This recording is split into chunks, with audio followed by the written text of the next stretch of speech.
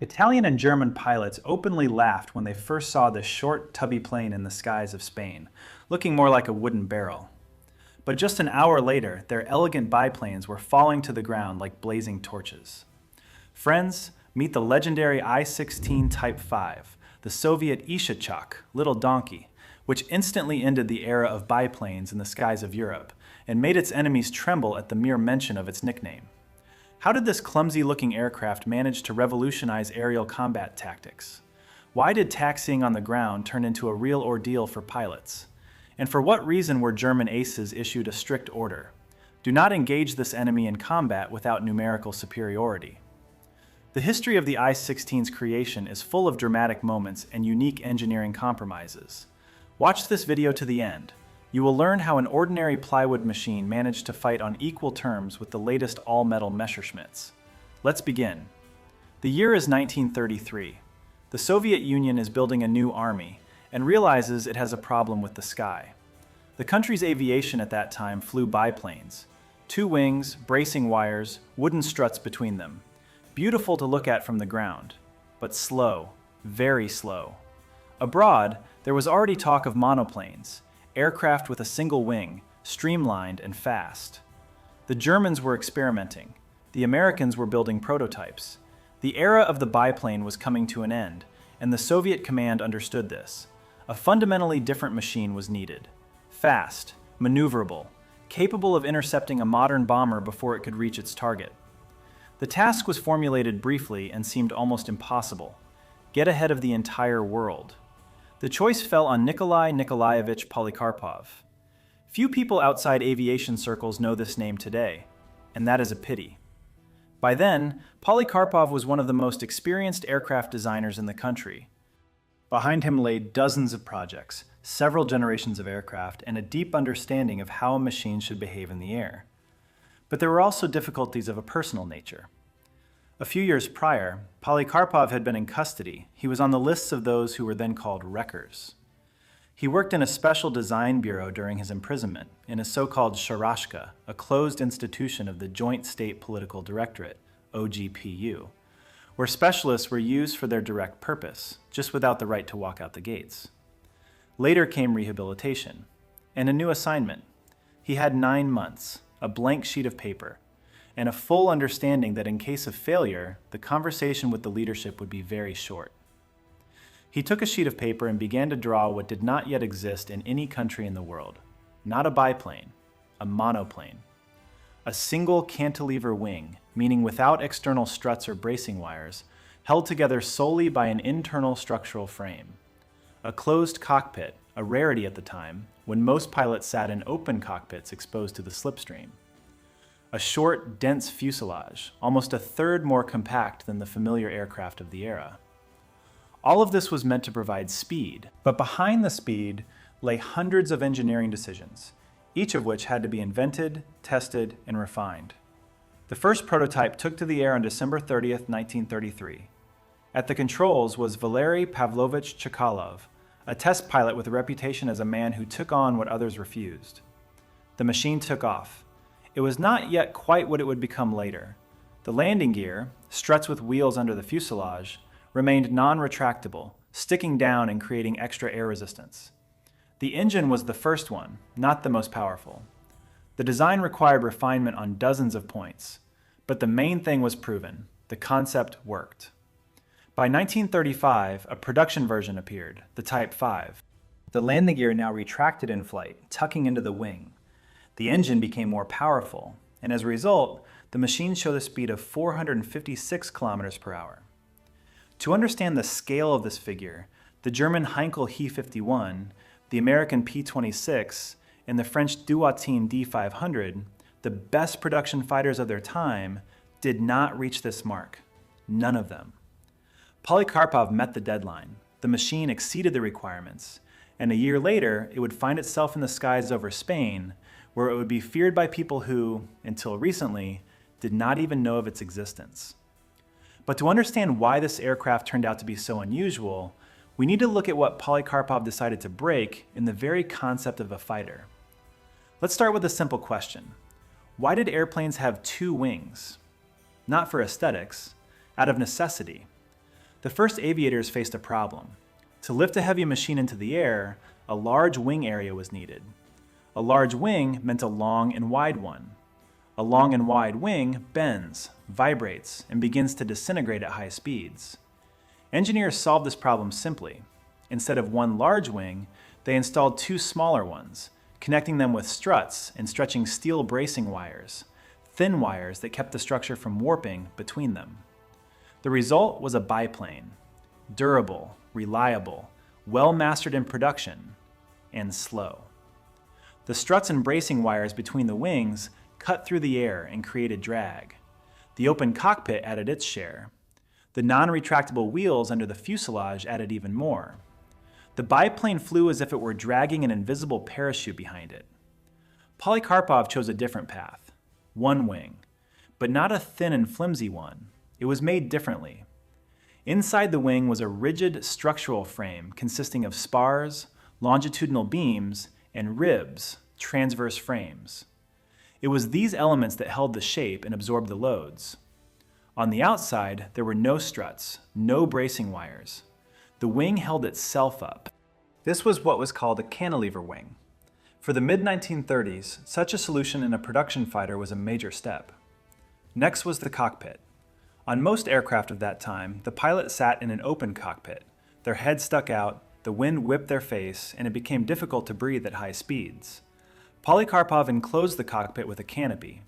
It was small, cramped, with limited rearward visibility, but it was a canopy nonetheless. This reduced drag and protected the pilot. Then came the fuselage. The fuselage of the I-16 turned out to be short and dense. It was about a third more compact than a typical biplane of those years. Inside was a wooden frame of bulkheads, transverse rings, over which a plywood skin was stretched from the outside. Not metal, not fabric, specifically plywood, because it could be bent into shape, held loads well, and was readily available for production. This was precisely where the first truly serious problem lay.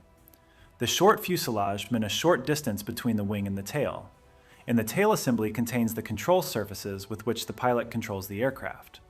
The shorter this distance, the more sharply the machine responds to the movements of the control stick. In practice, it looked like this. Touch the stick just a bit, and the plane darted sharply to the side. At low altitudes, where any mistake was costly, this was a severe test for the pilot. The machine demanded constant attention, precise and very gentle movements. There was no room to relax. Test pilots initially spoke of the handling with cautious respect. Phrases like excessively sensitive in roll appeared in reports. Translated from official jargon, this meant yank it too hard and problems would begin. But this was the price of capability. The same short fuselage made the aircraft light. The same sharp response to the stick allowed for instant changes of direction in combat. A pilot who knew how to handle this machine received an instrument that behaved in the air completely differently from familiar biplanes.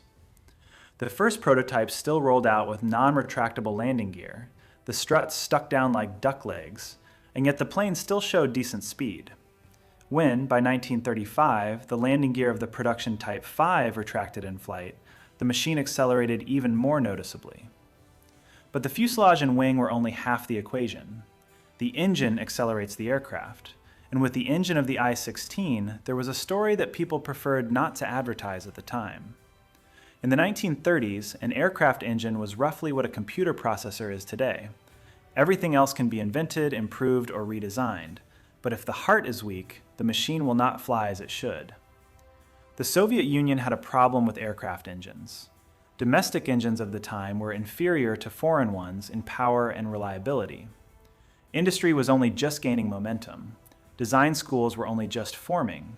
And if a powerful, proven engine was needed right away, it had to be sought abroad. They found it in America.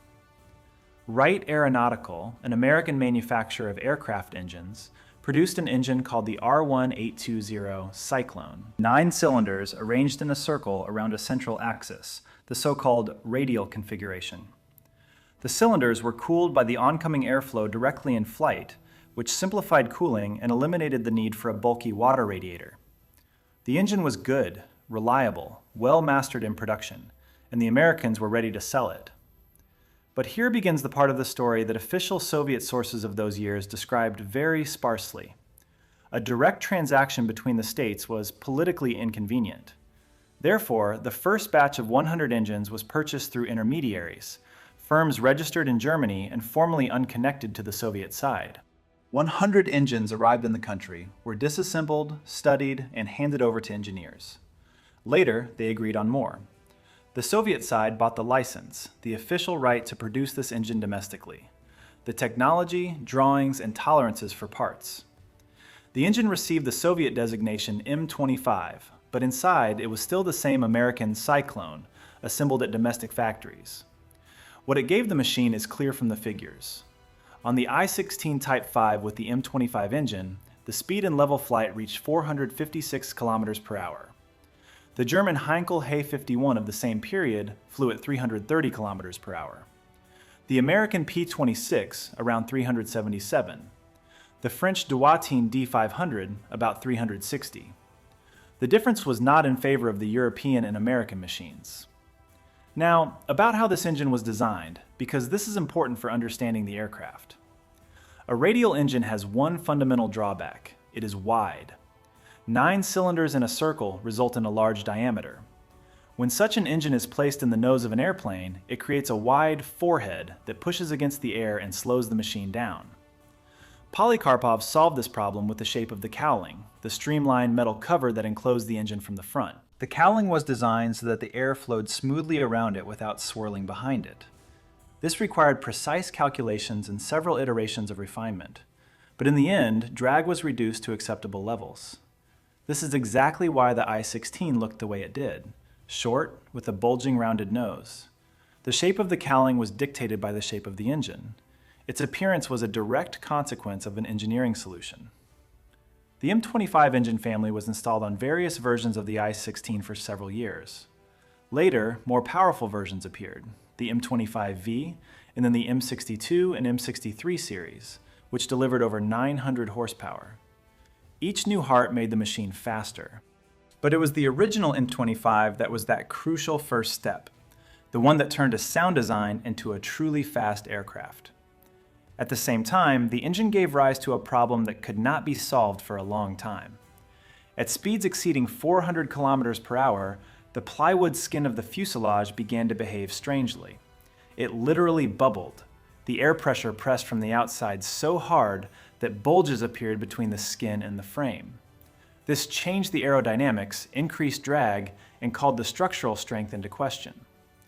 Engineers were faced with the fact that the engine turned out to be more powerful than the skin had anticipated, and this became the next task to be solved.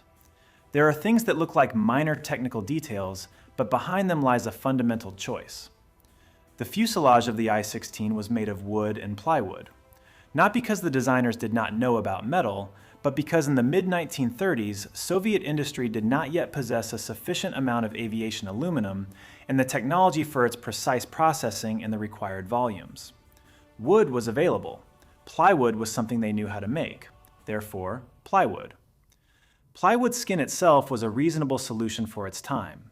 It held its shape well, was relatively light, and allowed for complex curved surfaces.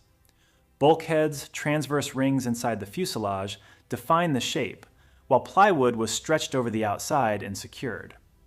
All of this was already used in aviation and well proven. The problem arose when the M25 engine pushed the machine to speeds that simply had not existed before. At speeds above 400 km per hour, air presses on the surface of an aircraft quite differently than at a speed of 300. Loads do not increase linearly, they grow rapidly and unevenly. In some areas of the skin, the external pressure increases sharply. In others, on the contrary, a vacuum is created, pulling the surface outward. Plywood reacted poorly to this. In the places where the skin was attached to the ribs, the transverse ribs inside the wing, it held. But between the attachment points, it began to deflect. Not breaking, not cracking, but specifically deflecting. Slightly forward, slightly backward, in time with the airflow.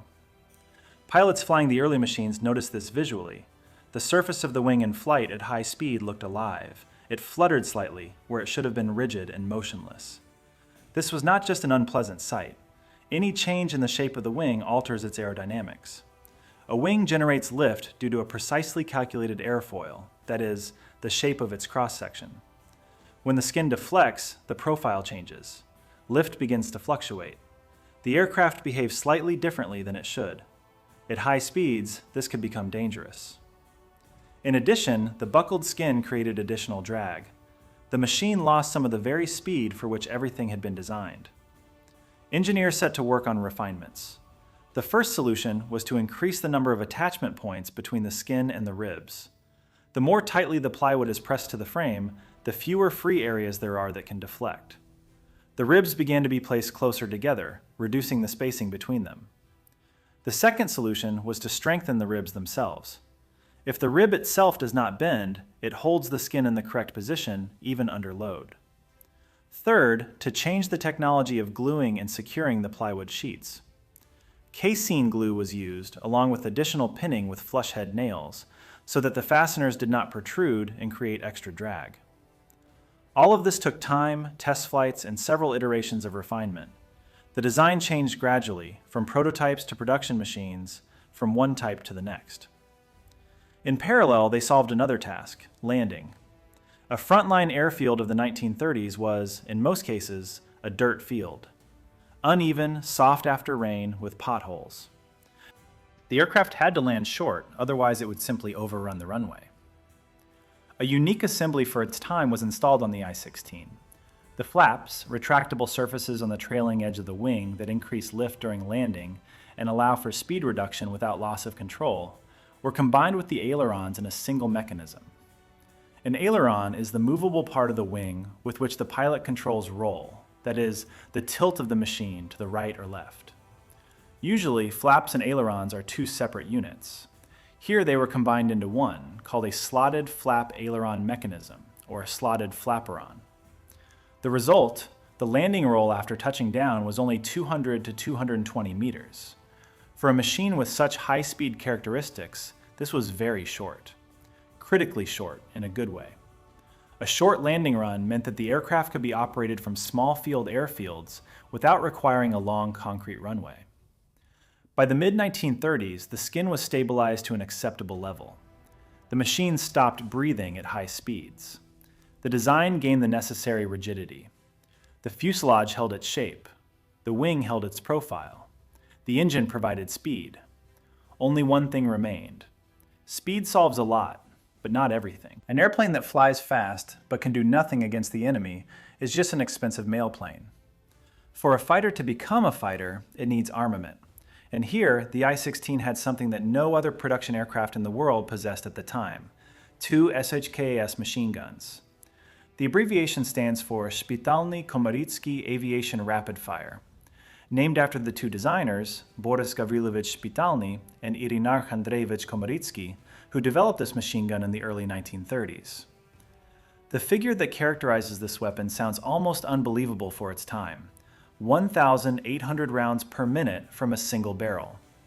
Two machine guns together delivered 3,600 rounds per minute. For comparison, the German MG-17 aircraft machine gun, mounted on the Messerschmitt Bf-109 in the mid-1930s, fired at about 1,200 rounds per minute per barrel. The British Vickers, with which Royal Air Force fighters were armed, fired around 850,900. American machine guns of the period range from 600 to 1,000. Why rate of fire is so important in aerial combat deserves a separate explanation. Two airplanes approach each other on head-on courses at speeds of several hundred kilometers per hour. The time during which the enemy is in the crosshairs is a fraction of a second, sometimes less than a second, sometimes 1 to 2 seconds at best. In this time, enough rounds must be fired to ensure that at least a few of them hit the target. The faster the machine gun fires, the more rounds are discharged in those same fractions of a second, the higher the probability of a hit during a brief contact. The ShKAS machine gun achieved this rate of fire through several engineering solutions. A special bolt design that moved along an arc rather than a straight line. A special system for feeding cartridges from the belt, designed for a high rate of fire. Strengthened return springs. All of this worked as a single system where every element was tailored to one result, the maximum speed of the firing cycle. But it is precisely here that the story begins which people did not like to recall in official reports. When the ShKAS machine guns began to be installed in the wings of the first production aircraft, it turned out that some of them had been mounted incorrectly. The cartridge feed mechanism in this machine gun was designed for a specific orientation in space, meaning the machine gun had to stand in a strictly defined way. In the wing, with its complex internal layout, this turned out to be harder than it looked on the blueprint. On some of the first aircraft, the machine guns were installed upside down, rotated relative to their correct position. The feed mechanism turned out to be oriented differently than its design intended. The belt did not feed the way it was supposed to. The result was jamming. The machine gun would fire a few rounds and stop, or it would not start firing at all. Pilots engaging in combat on such aircraft discovered the problem at the most inopportune moment. You pressed the trigger, and there was silence. The problem was identified, documented, and corrected. The machine guns were reinstalled in the correct position, mounting brackets were refined, and installation instructions were clarified. On subsequent series of aircraft, this defect was eliminated. But time had been lost, and several machines left the factory floor with armament that did not work as it should. This was not the first or the last time a revolutionary technical solution encountered unexpected obstacles when transitioning to mass production. A blueprint and a real factory are different things, especially when dealing with a new, complex mechanism that no one had assembled before. Later, automatic 20mm cannons were additionally installed on some variants of the I-16, and launch rails for RS-82 rockets, 82mm caliber unguided rockets fired in salvos, appeared under the wings. The machine grew alongside the demands of the times. But in the original Type 5 variant, the two ShKAS machine guns were the main argument in the air. 1,800 rounds per minute each. A wooden biplane could not withstand such density of fire for long. For this firepower, speed, and maneuverability, a separate price was paid. And it was not the industry or the designers who paid it. It was billed to the pilots. In aviation, there is an unspoken division. Some aircraft forgive mistakes, others do not. The I-16 belonged to the second type, and with a wide margin. Let's start with what the pilots saw from the cockpit. The canopy was small and cramped. The side glazing was narrow. Almost nothing could be seen through it to the rear. The design did not allow it. The pilot looked forward and slightly to the sides. What was happening behind and to the side remained outside his field of vision. For a fighter, where attacks most often come from behind, this was a serious flaw. But that was only the beginning of the list. The wing loading of the I-16 Type 5 was 127 kilograms per square meter. This means the following. Every square meter of wing area carried 127 kilograms of the machine's weight. For the mid-1930s, this was a high figure, comparable to the fighters that would appear in the early 1940s. What did this mean in practice? A wing with a high loading works well at high speeds, but at low speeds, during landing approach or during a sharp maneuver with a loss of speed, it quickly stops generating sufficient lift. The aircraft begins to stall, rapidly losing altitude with a loss of control. At high altitude, this allowed time to correct the situation. At low altitude, it did not. Therefore, I-16 pilots were categorically advised against performing sharp maneuvers at low altitudes at reduced speeds. This was not a request, it was a condition of survival. Now, about the spin. A spin is a flight regime in which the aircraft rotates around its vertical axis while simultaneously descending in a steep spiral. You can enter a spin by sharply pulling the stick back at low speed. The wing stalls into uncontrolled airflow. On the I-16, the spin had its own peculiarities, which were described in detail in the reports of the 107th Aviation Brigade, which tested these machines. A right spin was recovered relatively predictably, after one turn after applying the controls for recovery. The left spin was more difficult. It could transition into a flat spin with a delayed response to the controls. A flat spin is a regime in which the aircraft rotates almost horizontally, with little descent. Recovering from it is much more difficult than from a normal spin. Altitude is lost more slowly, but the controls barely work. In the reports, this was described in calm, official language. But behind this language lay very concrete content. If a pilot allowed a left spin at low altitude, they might not have a sufficient altitude margin for recovery. Landing gear. On the I-16, the landing gear retracted manually. No hydraulics, no electronics, only a mechanical crank in the cockpit and a cable connected to the struts. After takeoff, the pilot grabbed the handle and began to crank. 44 turns to completely retract the gear into the wing and lock it. Then, the same 44 turns in the opposite direction before landing. 44 turns is about 15-20 seconds of active work with one hand. Meanwhile, the other hand holds the control stick.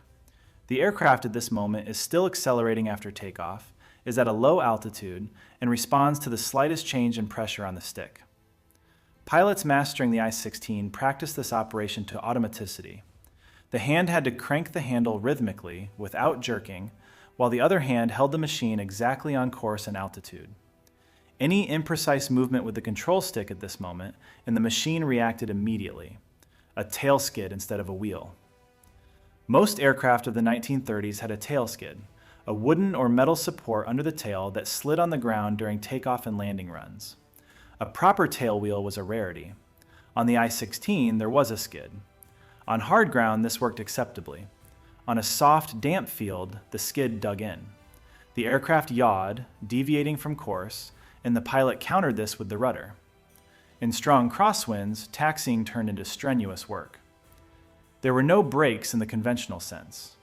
Braking was performed differentially, by reducing engine power and deflecting the control surfaces. In extreme cases, by briefly touching a wingtip to the ground to kill speed, which required precise calculation and risked damaging the propeller blades. Landing was performed by instruments. The cockpit offered poor forward-downward visibility over the engine cowling. The pilot could not see the runway directly ahead in the final seconds before touchdown. He maintained altitude and speed using the instruments, descended along the calculated glide path, and touched down relying on side vision. The conclusion of the test pilots after all this was brief and accurate. The fighter requires a pilot, not a passenger. Not criticism, a statement of fact. The machine was not built to forgive. It was built to yield results in the hands of a trained person that were inaccessible to others. Those who mastered it received an instrument unequaled in the mid-1930s. And those who did not yet know about this instrument saw it in Milan in 1935, and did not understand what exactly they were looking at. 1935, Milan, International Aviation Exhibition. This was an important event for the aviation world of that time. Manufacturers from different countries brought their latest machines, experts walked among the aircraft, took notes, and exchanged opinions. A place where one could understand the direction in which world aviation was moving. The Soviet Union brought a plane. The placard next to the machine read, "Sporting Aircraft ASB." No mention of military purpose. No hint that this was a production fighter already in manufacture. Just a sporting aircraft. Civilian, apparently. A curious exhibit. Western experts examined it with polite interest. The machine looked strange. Short, almost square in profile. A wide protruding nose, the result of a large diameter radial engine. The cockpit was cramped, the canopy small. The landing gear was manually retractable, which by 1935 was no longer a novelty, but in combination with the rest of the machine's appearance did not add to its stature. One of the common epithets with which people seeing the I-16 for the first time labeled it was flying barrel, or flying stool. This referred to its overall compactness and somewhat angular shape compared to the longer and more graceful European aircraft of the time. At the exhibition in Milan, this impression was apparently only reinforced. Nearby stood other aircraft, with more familiar proportions, with recognizable features of modern monoplane fighters. Against their background, the Soviet machine looked somewhat simple. Experts made their notes, some took photographs. Then they moved on. No one sounded the alarm.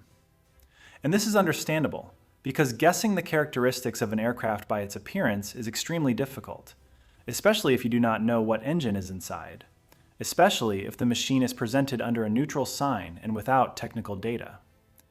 But there was something that could be noticed if one wished. Retractable landing gear on a production aircraft in 1935 already spoke of a design built for high speed. A cantilever wing without external struts was also a characteristic feature of a fast design. A closed cockpit was another sign. Individually, each of these elements was known, but in combination on a production machine, it was already a definite statement. Nevertheless, the Soviet sporting aircraft ASB did not make the impression in Milan that they perhaps hoped to make. Or maybe it made exactly the impression they intended, depending on what the true goal of the machine's appearance at the exhibition was. Here, there is room for a question to which there is no exact answer. Why show a military fighter at an international exhibition under a civilian label at all? There are several possibilities. To gauge the reaction of foreign specialists and see what they noticed and what they missed. To demonstrate the technical level of Soviet aviation without revealing military performance. Or simply to enter the international arena and mark their presence. Whatever the goal, the result was the same. The world looked at the I-16, shrugged, and passed by. A year later, this machine was already in Spain, and those who encountered it there looked at it with completely different eyes. Not with the eyes of exhibition experts with notebooks, but with the eyes of pilots who needed to understand one simple thing: how to get away from it. Most of them had no answer, but before reaching that moment, they still had to get there, and getting there meant transporting 31 aircraft across the sea in crates, assembling them in a foreign port, and taking them into the air over an unfamiliar country.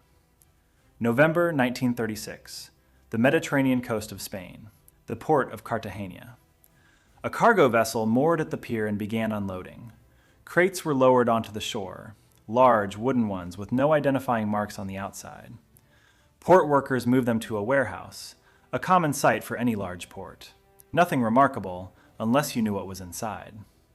Inside were 31 machines, disassembled, packed in parts, the fuselage separately, the wings separately, the engines in a separate package.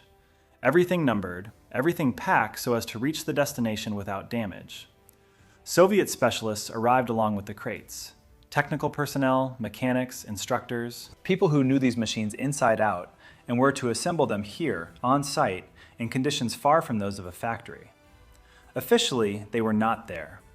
The Soviet Union at that moment did not openly declare its participation in the Spanish events. The specialists worked under assumed names, spoke Spanish to the extent they had managed to learn it, and tried not to attract unnecessary attention. Assembly went quickly as the conditions allowed. A port warehouse was not an aircraft factory. The tools were only what they had brought with them. The lighting was whatever was available. But the people knew their job. Every node, every connection was familiar to them from dozens of previous assemblies. When the first aircraft rolled out into the open, the Spanish pilots who were to fly them came up and began to inspect them. The reaction was reserved. Not enthusiastic, precisely reserved. The Spanish pilots were professionals. They had already flown other machines, had combat experience, and understood what they wanted from a fighter. And the I-16, upon first acquaintance, did not make the impression of a machine that would take your breath away.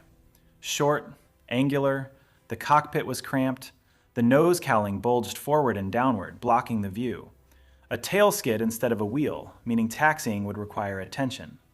The landing gear retracted manually, meaning this skill had to be practiced to automaticity before thinking about anything else. Several Spanish pilots who had previously flown biplanes tried the machine in the air during the first days. The reviews were cautious. One of them described the sensation like this: "The machine reacts instantly, too instantly. One has to get used to it." Another noted that after a biplane, the I-16 felt small and too light, which initially caused distrust. Soviet instructors patiently explained its features: how to maintain speed on approach, how to work the hand to retract the landing gear while simultaneously keeping the machine on course and altitude, how to avoid abrupt movements of the controls at low altitude, how to recover from a spin if one entered it. In parallel, preparation was underway for the Soviet volunteers themselves, who were to fly these machines alongside the Spanish pilots. The people selected for this deployment were experienced, but Spain was not a training ground. Here, everything was real. It took several weeks to get enough aircraft into the air and practice basic skills. Then, another few days to practice coordination. Meanwhile, battles were raging over Madrid. The city was under pressure. Nationalist aviation was active. Italian pilots in Fiat CR.32 biplanes and German volunteers in their machines felt quite confident in the air. Republican aviation needed something capable of changing the balance. 31 machines in the port of Cartagena were to become that something. There was only one question, which was not voiced aloud but hung in the air with every glance at the angular silhouettes of the new aircraft. What if it doesn't work? What if a machine that looks so unlike a familiar fighter turns out to be merely fast but unable to change the course of events in the skies of a foreign country? The answer came on November 9, 1936, and it turned out to be very concrete. November 9, 1936, the sky over Madrid. The morning was clear, unusually so for November. Visibility was good, cloud cover minimal. Just the kind of weather in which an aerial battle unfolds in full force, without cover, without fog, without the possibility of slipping into the clouds and getting lost. Italian pilots in Fiat CR.32 biplanes had been operating over the city for several weeks. The Fiat CR.32 was a good machine for its time, maneuverable, reliable, with a well-developed piloting tactic. The pilots knew its behavior in every regime. They were confident in themselves and in their aircraft. And then they saw the I-16. The first impression, judging by how this encounter was described later, was more curious than alarming. Short, wide-nosed machines with unusual proportions, unlike anything the Italian pilots had encountered before. A bit funny-looking, to be honest. Funny right up to the moment the action began. The I-16 accelerated fast. Very fast by the standards of what was happening in the skies of Spain at that period. 456 kilometers per hour against 375 for the Fiat CR.32. A difference of 80 kilometers per hour is not just a number. It meant that the Soviet machine could choose whether to engage in combat or disengage. The initiative was on its side. The tactics applied by the Soviet pilots were built precisely on this advantage. Not a carousel of turns where a biplane with its lower wing loading and greater maneuverability at low speeds could hold out for a long time. Instead, an attack from above or behind using speed, a short burst from the two ShKAS machine guns, and climbing away or breaking off before the enemy had time to react. For the Fiat CR32, this created a fundamental problem. A biplane is maneuverable in the horizontal plane. It turns tight circles. But it cannot keep up with a machine that climbs vertically at speeds near 460 kilometers per hour. When the I-16 attacked and climbed away, the Italian pilot had only one option: to wait for the next attack. Intercepting a climbing I-16 was practically impossible. The first battles confirmed this with a clarity that was hard to ignore. The I-16 Type 5 climbed to 3,000 meters in 4.5 minutes. This too was an important figure. 3,000 meters was roughly the altitude at which many aerial engagements over the city took place. Reaching it in 4.5 minutes meant that the Soviet machine could quickly take a position above the enemy and attack from above, with the advantage of altitude, which always provided a head start in aerial combat. The Fiat CR32 climbed to 3,000 meters more slowly. The Italian pilots found themselves in a situation for which they were unprepared. A machine that looked absurd on the ground behaved quite differently in the air. It did not accept combat on the terms that were convenient for the biplane. It imposed its own conditions, and on those conditions, the biplane lost. Nicknames appeared quickly. Italian and German pilots began to call the I-16 Rata, which in Spanish means rat. This referred to its manner of attacking quickly, unexpectedly, and disappearing just as fast, like a rodent that bites and hides before you have time to react.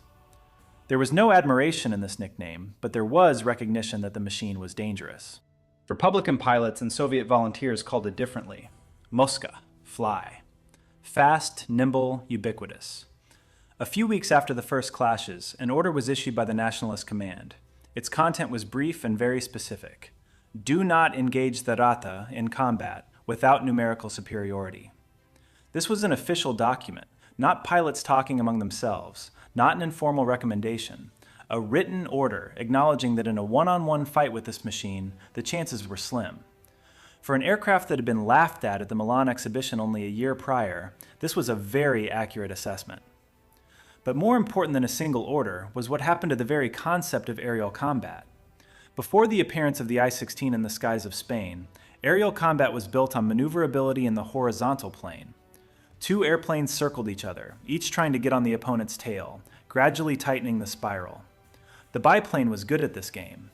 The I-16 showed that there was another way to conduct combat: speed and the vertical plane instead of endless turns, attack and immediate exit rather than a prolonged carousel. This tactic would be named later in other skies on other machines, but it was here, over Madrid in the autumn of 1936, that it was applied in full force for the first time. And it was here that it became definitively clear that the era of the biplane in European aviation had ended. To understand exactly what the I-16 changed in aviation, one must stop for a moment and look at how aerial combat is structured. Any clash in the air has a basic logic. You want to end up behind the enemy, on his tail, and stay there long enough to make a clean shot. The enemy wants the same relative to you. Everything else is detail. On biplanes, this task was solved through horizontal maneuver. Two airplanes would begin to circle each other, each attempting to turn faster than the opponent and get on his tail. Whoever turned with a smaller radius and a higher angular velocity won the position. The biplane was good at this game precisely because two wings, with a low wing loading, allowed for very tight turns at low speed. An experienced biplane pilot could sustain such a carousel for a long time, wearing out the enemy, waiting for a mistake, and then delivering a quick burst into the tail. The I-16 shattered this logic at its foundation. Not because it turned better. At low speeds in the horizontal plane, a maneuverable biplane like the Fiat CR-32 could match or even surpass it. That is precisely why Soviet pilots avoided getting dragged into such a carousel. It was the opponent's game on the opponent's terms. The I-16 played differently. The attack was built on the use of speed and altitude. The pilot climbed, quickly, due to a powerful engine and decent rate of climb. Then he dived on the enemy from above and behind, accelerating further in the dive. At the moment of closure, he fired a burst from the ShKAS machine guns in a fraction of a second. 1,800 rounds per minute per barrel created a dense stream. Then, he climbed away or broke off at a speed the biplane could not maintain. The whole cycle took several seconds: attack, shot, exit. If the first burst did not hit the target, it was no matter. The pilot climbed away, gained altitude again, and repeated. The biplane, meanwhile, remained below, trying to track the rapidly departing opponent.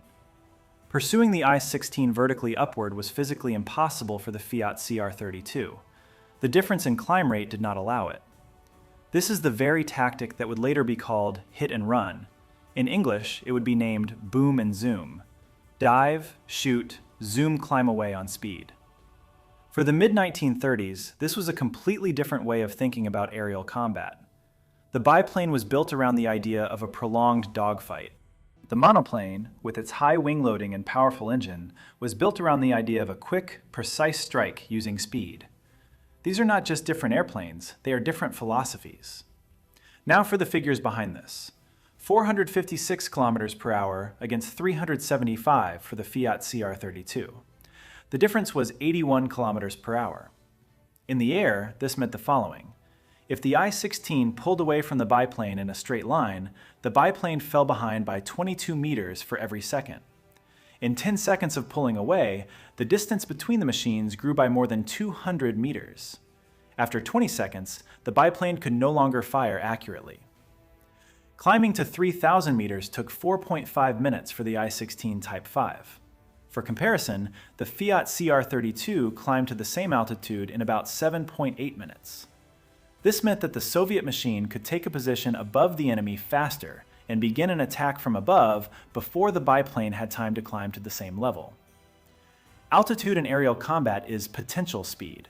A machine located higher can accelerate in a dive. A machine located lower cannot. This is simple physics that has not changed since the first flights of the Wright brothers, and never will. The I-16 systematically took the higher position and systematically used that position. The result was that Spain became the place where the old doctrine of aerial combat clashed with the new, and lost. Not all at once, not in a single battle, but gradually, as experience accumulated and it became clear that a maneuverable biplane had no answer to a fast monoplane on the vertical. This is precisely why the I-16 is called the machine that closed the era of biplanes in Europe. Not because biplanes immediately vanished from the sky after it, but because it was the one that clearly and convincingly demonstrated the future belonged to a different concept. This understanding reached the design bureaus of different countries with varying speeds, but it reached them all. However, while some were drawing conclusions, others were already acting. Thousands of kilometers from Spain, in German aviation workshops, they were finishing the development of a plane that was to answer the question, what happens when a fast monoplane meets another fast monoplane? In 1937, a new aircraft appeared in the skies of Spain, the Messerschmitt Bf-109. The designation BF comes from the name of the company Bayerische Flugzeugwerke, which translates from German as Bavarian Aircraft Works. The first combat modification to arrive in Spain was designated with the letter B, the Bf-109B. This was a monoplane, with retractable landing gear, with a closed cockpit, with a powerful inline liquid-cooled engine, the UMO 210, an engine by the Junkers Motorenbau Company. That is, a machine of the same concept as the I-16, but built differently, with different emphases. The first difference was shape. The I-16 was short and wide.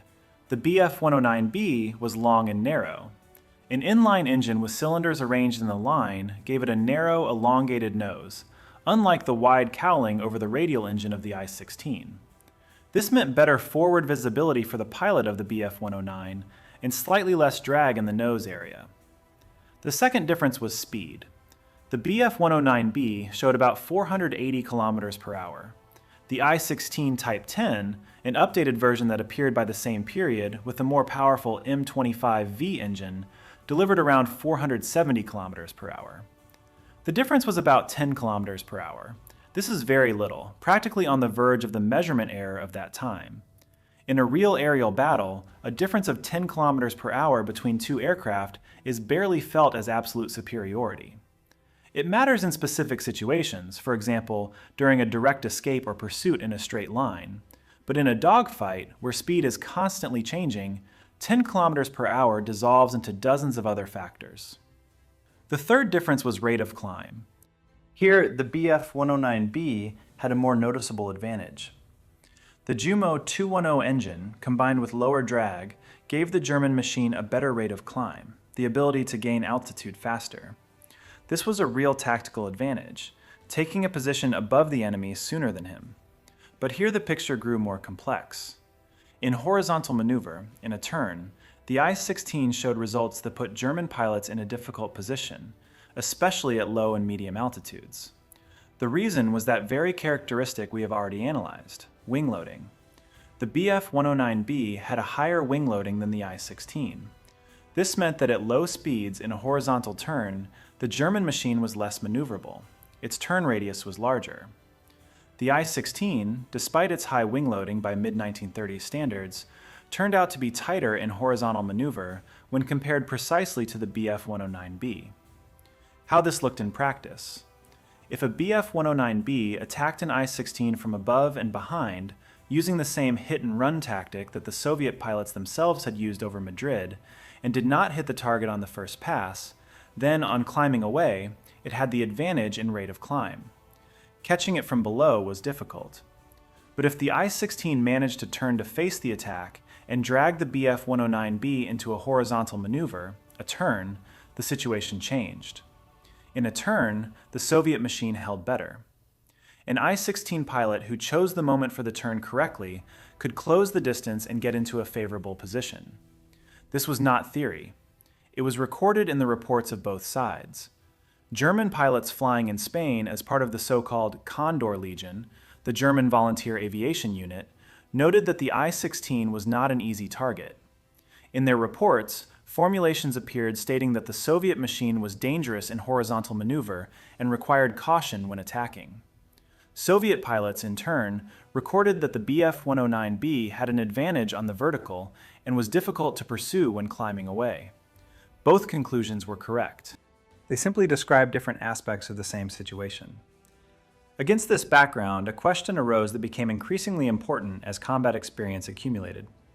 If two machines are roughly equal in speed, one slightly faster, the other slightly more maneuverable in the horizontal plane, what determines the outcome of a specific battle?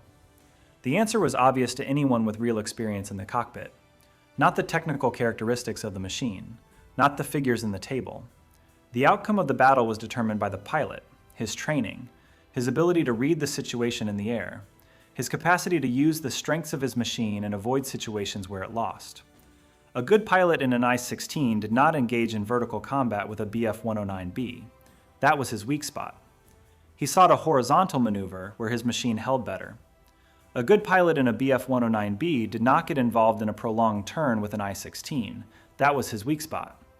He attacked from above and climbed away, using his advantage in climb rate.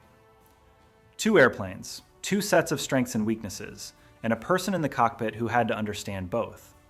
This balance lasted until the end of 1938 or early 1939. And then German engineers put a different engine on the Messerschmitt, and the balance was disrupted. In aviation, there is a pattern that is repeated throughout the history of aircraft construction. A machine appears. It is better than anything that came before it. It sets new standards. Then someone takes the next step, and the standards shift again. Not because the previous machine was bad, but because technical progress does not stop. This is exactly what happened with the I-16. In 1939, a new modification of the Messerschmitt appeared in the sky, the Bf-109E. The letter E in the designation stood for Emil, the informal name given to this version by German pilots. And the fundamental difference from the previous Bf-109B lay in a single component, the engine. Instead of the Jumo 210, there was now a Daimler-Benz DB601. Daimler-Benz, the very German enterprise that is still famous today in the automotive industry. The DB601 aircraft engine was an inline 12-cylinder engine with cylinders arranged in 2 rows of 6, a so-called V configuration. Its output was around 1,175 horsepower. For comparison, the M25V engine on the I-16 Type 10 gave about 775 horsepower. The difference was 400 horsepower. That is a lot. What this meant in practice can be explained through a simple analogy. 2 trucks are driving along a highway. One has a 150 horsepower engine, the other has 250. On a flat road, the difference is noticeable but not critical. Both drive. But as soon as a climb begins, the difference becomes fundamental. The more powerful truck climbs without effort. The less powerful one slows down. In aviation, altitude plays the role of such a climb. With increasing altitude, the air becomes thinner. The engine receives less oxygen. Power drops, speed decreases. This happens to any engine, but with varying intensity, depending on how well the motor is adapted to operate at altitude. The Daimler-Benz DB601 had a supercharging system, a supercharger that forced air into the cylinders under pressure, compensating for the thin air at altitude. This allowed the engine to maintain high power for significantly longer during a climb. The result? The maximum speed of the Bf-109E was about 570 kilometers per hour. The I-16 with the M25V engine gave 470. The difference was 100 kilometers per hour. This was no longer 10 kilometers per hour, as was the case when comparing it with the Bf-109B. This was a fundamentally different gap. The rate of climb of the Bf-109E also increased substantially. The German machine now climbed faster, and this advantage was no longer compensated for by the horizontal maneuverability of the I-16. There was another detail that mattered. The Daimler-Benz DB601 engine featured direct fuel injection into the cylinders.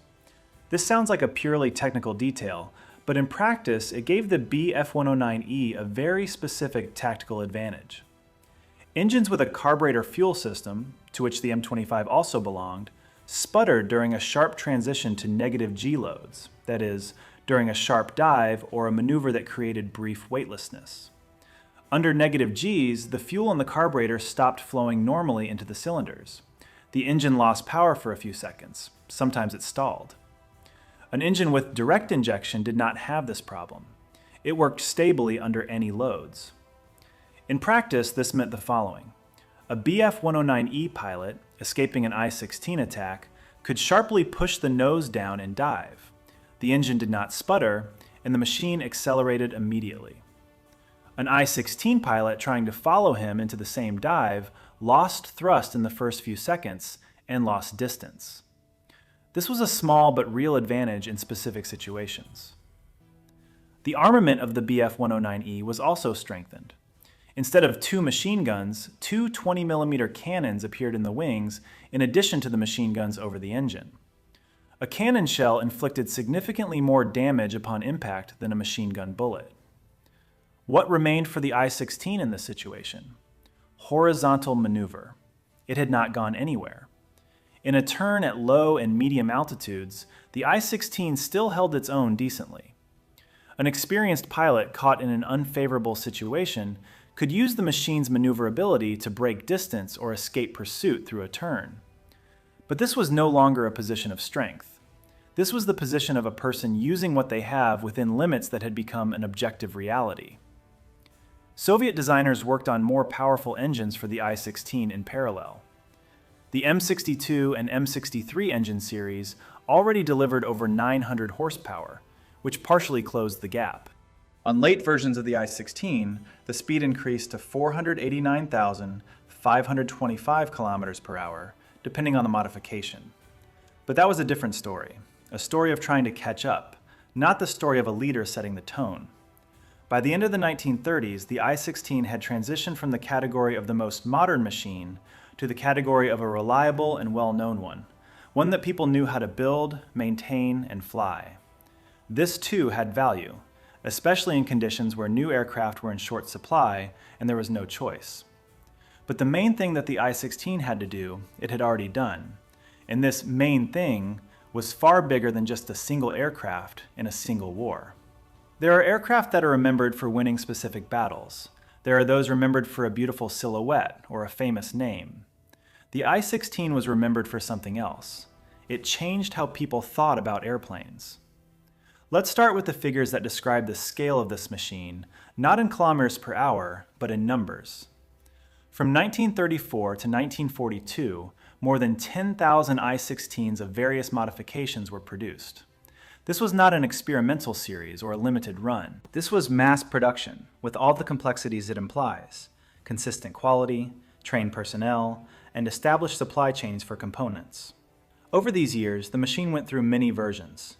Types 1 through 29, not all of them were launched into production, but each subsequent type reflected the experience gained and solved the problems identified in the previous one. This was precisely what made the I-16 a flying laboratory. The first engine was the M22, a British-designed Bristol Jupiter produced under license in the Soviet Union. Then the American Cyclone in its Soviet execution, the M25. Then the M25V with increased power. Then the M62 and M63, fully domestic designs created on the basis of accumulated experience working with licensed engines. Each engine change meant a new cycle of testing, new data, and a new understanding of how power interacts with the airframe design. The armament developed in parallel. The first machines carried 2 ShKAS machine guns in the wings. Then came variants with synchronized machine guns, meaning they fired through the disc of the rotating propeller, using a special mechanism that prevented the blade. Then came 20mm cannons. This was the SHVAK aviation cannon, Shpitalny Vladimirov large caliber aviation, an automatic weapon that made it possible to engage more heavily protected targets. Each new weapon required redesigning the wing and fuselage structure, placement, mounting, and changes in the center of gravity. The I-16 accepted these changes and flew on. But perhaps the most interesting experiment was the rockets under the wings. In 1939, several I-16s received launch rails under the wings for RS-82 unguided rockets. The abbreviation stands for Reactive Shell of 82mm caliber. 8 rockets, 4 under each wing. They were launched in salvos or in pairs, creating a dense pattern in the direction of the target. The accuracy of such rockets was low. An unguided rocket is susceptible to the influence of wind and vibration during launch. But against group targets, a dense formation of enemy aircraft, a salvo of 8 rockets could be effective due to covering a large area. This was one of the first practical experiences of using unguided aviation rockets in real conditions, an experience that was taken into account when developing subsequent weapons systems. Now about what the I-16 gave not to the hardware, but to the people. Over the years of operation, thousands of pilots were trained on these machines. A machine that demanded high precision of control and did not forgive gross errors produced pilots of a certain caliber. Those who knew how to work with a sensitive aircraft, those who had practiced to automaticity the retraction of the landing gear with one hand while maintaining course with the other, the correct instrument landing approach, and spin recovery with minimal altitude margin. This experience did not disappear with the machine. It carried over to subsequent aircraft. Pilots who mastered the I-16 transitioned to newer fighters with different characteristics, but the basic skills of precise handling developed on the Ishachok, as the pilots themselves called it, affectionately, slightly patronizingly, as one calls a stubborn but reliable comrade, remained. And on later machines, they provided an advantage. There is another aspect of the I-16's legacy that is rarely mentioned separately but deserves to be. Retractable landing gear on a production fighter, a closed cockpit, a cantilever wing. Each of these elements existed before the I-16, but the I-16 gathered them together in a single production combat machine and did so in 1934-1935, earlier than most of its competitors. This meant that the Soviet aviation industry had gone through the cycle of mastering these solutions earlier. It had learned to produce them, learned to maintain them, and accumulated operational experience. When more modern machines were needed, the Yakovlev Yak-1, the Lavochkin LAGG-3, and later the Lavochkin LA-5, the industry and the flight crews already knew how to work with monoplanes of this class. The I-16 was the school through which both the factories and the pilots passed. Let us return to where we began, 1935, Milan, Exhibition Hall. A short, angular machine under a placard reading Sporting Aircraft, ASB. Experts inspect it with polite interest. They make notes, they move on. None of them wrote on that day that standing before them was a machine that a year later would close the era of biplanes in Europe, that would show a new tactic of aerial combat, that would go through dozens of modifications and through the hands of thousands of pilots. That would become the foundation upon which the next generation of Soviet designers would build the next generation of aircraft. They saw an angular barrel with a wide nose. They did not know they were looking at the beginning of a new era. And Nikolai Nikolaevich Polikarpov, who spent 9 months in 1933 drawing this machine on a blank sheet of paper, he perhaps did not fully know what exactly he was creating. Designers rarely see the future of their machines completely. They solve the task that stands before them today. The task had been set: get ahead of the entire world. He succeeded. Angular, short, with manual landing gear and plywood wings, it flew.